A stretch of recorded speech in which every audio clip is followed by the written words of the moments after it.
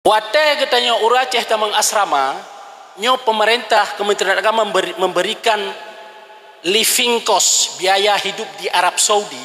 Wate tahun 2013 ibi firibel mengertuh rial. Munyo uronyo rial put ribe setengah cikali padit peng. 7 juta itu untuk seribe rial. Nyo seribe 500 rial. Padit lebih kurang 8 juta. Tapi tahun berosa pemerintah mengurangi jumlah kan 1.500 yang lebih berosa.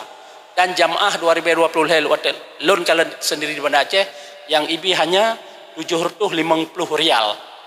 Hitingnya tabuh haju munyo rial orangnya pet ribe na pengenan baca kurang pet juta ka berapa peng pet juta kurang haju 26 ile padit 26 kurang pet 22 nya wabil khusus Aceh karena itanya na urang syik nek teo zaman urang Mekah Habib buga hideh hentik merempak lempeng Baitul Ashi rumah orang Aceh nyan hana pengurangan ibi tetap ibi 1.500 rial padi penuh 8 juta kan 8 juta tambah pet 12 kurang 26 padi 12 juta sagayang ni tambah 26 26 yang tambah kau 12 padi tinggal pay 12 juta sagayang tambah 12 juta tambah 25 lepuh si kurang juta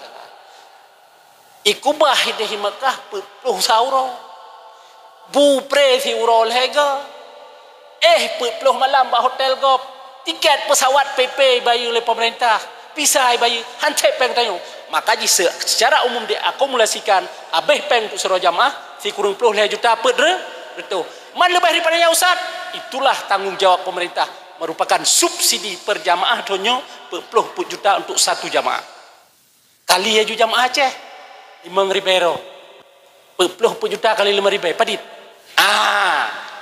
nyan regulasi pemerintah yang diterapkan maka ada lagi nyo hana bak negara lain Malaysia hari ini sedang melakukan studi banding ke Indonesia untuk melaksanakan pelaksanaan haji seperti sistem Indonesia tapi golom siap nya kelebihan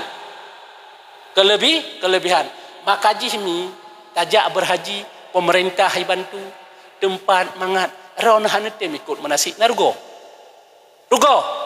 oh kepegat le ibi lagi yang hanetem narugo oh lo pegat manasik le hanetem si rugo pemerintah kai bantu madung cukul ron belum punya keinsafan untuk berhaji secara sempurna padahal barang siapa yang melaksanakan haji mendapat haji sempurna, haji mabrur, pahalanya adalah syurga. Al-hajju mabruru laisa lahu jazaun illal jannah. Yang ke Nabi haji mabrur tiada lain balasannya adalah syurga. Aron huronyo sudah siap-siap menuju gerbang pintu syurga. Supaya aron menjadi ahli syurga maka sempurnakanlah wa atimmul hajja wal umrata lillah. Mana bukti lillah berhaji nak merno penutup pu maksud haji pu rukun haji pu hal-hal yang haji pu batal-batalan dalam ihram dan lain sebagainya pu yang tahlul pu yang akan mabit di Mina, pu yang akan wukuf di Arafah, itu semuanya harus kita tahu. Jadi be hanjut nah, be hanya sekedar tajak tagai, mato ja aju be menan. Maka pemerintah khusus di setiap kabupaten kota, di kantor Kementerian Agama mengadakan sebuah bidang yang bertanggung jawab khusus, seksi haji dan umrah.